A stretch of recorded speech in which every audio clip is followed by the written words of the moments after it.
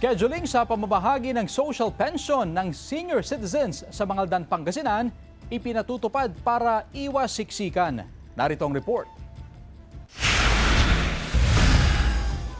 Maaga nagtungo si Aling Jovita sa MYDC para kunin ang social pension mula sa DSWD. 3,000 pesos ang kanya tanggap sa social pension payout. Makatutulong daw ito sa pambili niya ng mga kailangan niya gaya ng bitamina. Malaki ng tulong sa akin, ma'am. Ito kasi pambili ng bigas, ulam, gatas, mga gamit sa bahay. Ngayong Webes, nakaschedule ang payout ng social pension sa Mangaldan, Pangasinan. Mahigit 1,200 ang beneficiary mula sa 30 barangay. Sa dami ng beneficiaries, nagpatupad ng scheduling ang OSCA. Ito'y para maiwasan ang siksikan at mahabang pila na karaniwang reklamo ng ilang beneficiaryo. Na-master na natin yung sistema.